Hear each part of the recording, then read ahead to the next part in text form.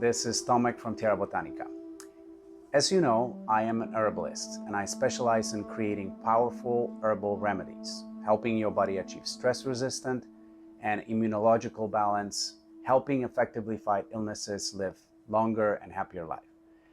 COVID-19, however, affected our lives in the recent year, and I thought that this time I will share with you my thoughts and my knowledge about existing vaccines on the market. I gained this knowledge through my own research, separating misinformation from facts and truth. That research which I did was also backed up by several conversations I had with my friends who are doctors and working in medical field of infectious diseases. Ultimately, helping me understand the differences between different type of vaccines and risks involved in taking each and every one of them. I was fortunate enough to receive my vaccine a few weeks ago, and I wanted to help you decide which one you should take when you have the opportunity.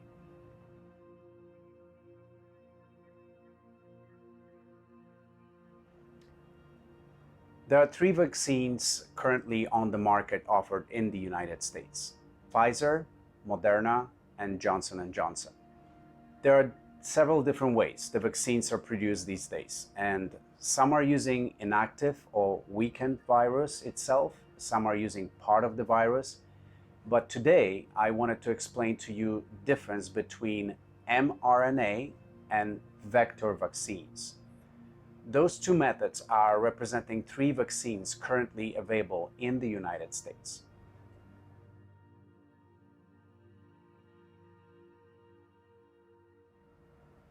The COVID-19 messenger RNA vaccine contains mRNA, that is a code, a blueprint, if you will, for the spike protein of coronavirus. The vaccinated person's cells use this blueprint to make the spike protein from the surface of the virus. Once the immune system realizes that the protein is foreign, it creates an immune response against it, including immunologic memory, so the next time the person is exposed to the virus, the immune system is ready to respond rapidly.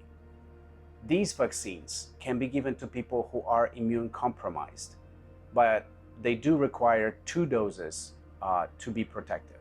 The Pfizer and Moderna COVID-19 vaccines are made that way.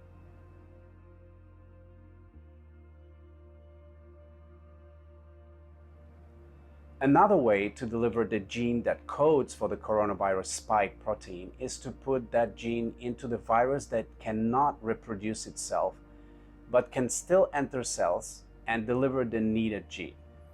This strategy is being used in so-called replication deficient human or simian adenovirus vaccines. Although adenoviruses can cause disease in people, these modified or vector vaccines are engineered so they cannot cause disease. Therefore, they can be given to the people who are immune compromised.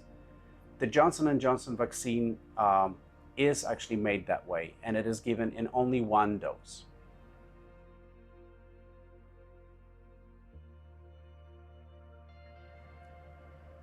In recent few days, there have been some reports in the news about quality control problems at the Johnson & Johnson vaccine factories, ultimately affecting about 15 million doses. Although details about those missteps are not known, it might worry people that production process could have been compromised. These facts were not known to me at the time I was taking my first dose. Taking 1 dose of the vaccine was very tempting to me at that time versus waiting for the second dose extended period of time. But I personally feel more comfortable with mRNA vaccine because it does not use the virus itself. Choosing Pfizer vaccine was my personal decision, and I hope that after watching this video, you will be able to make the choice for yourself.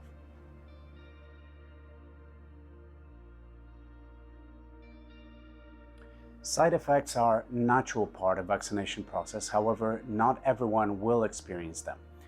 Both COVID-19 vaccines made by Pfizer and Moderna and approved for the emergency use in the United States have already a reputation for creating those unwanted effects. Majority of people vaccinated with those two vaccines do not feel any symptoms after the first dose. Dose number 2, however, is likely to deliver a punch to your body, in large part because the first dose set up already the ground for the immune system to act faster and more aggressively. Like in any other learning process, in this one, repetition is the key.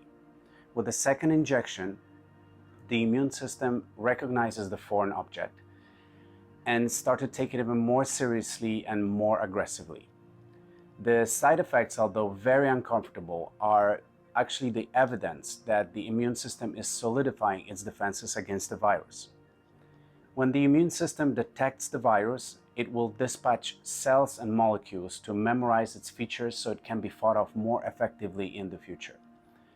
Vaccines import the same lessons without involving deadly virus itself. It is simply immunological equivalent of training your own immune system.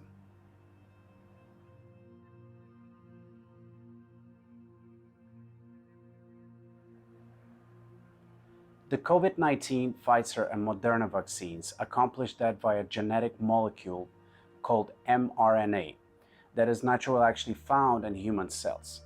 Once the vaccine shot is delivered to your arm, the mRNA instructs the body's own cells to produce coronavirus protein, which is called spike. It is a powerful molecule triggering infection-fighting responses in people battling COVID-19.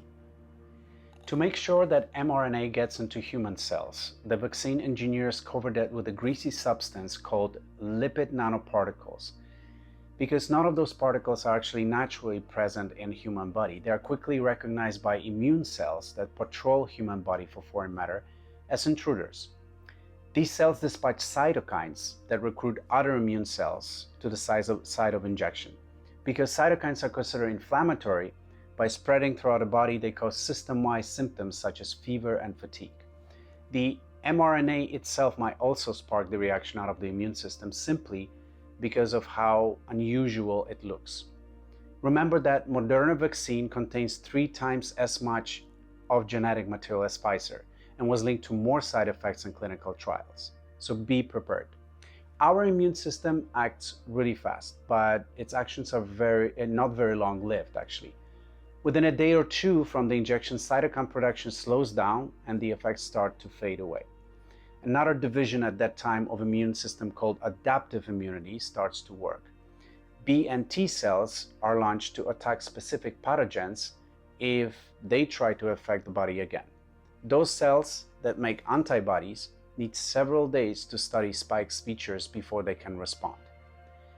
But by the time of the second injection, adaptive cells are ready to go and faster to react. Again, the same process is being repeated with excessive production of cytokines, which cause fever, aches, and prolonged exhaustion. That is why actually the vaccine boosts are so important.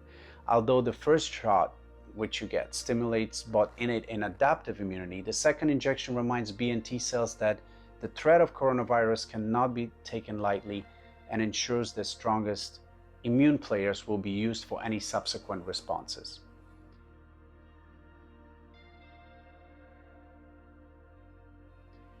People shouldn't be troubled by the lack of side effects on either of the doses. As our bodies absorb new information from mRNA, some people's immunity systems are simply louder than others.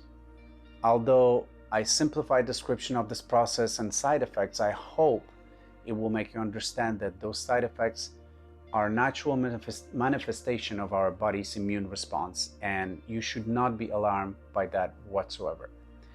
The benefits of strong immunity against coronavirus, which ultimately results in herd immunity of our society, is the ultimate goal we all should be focused on.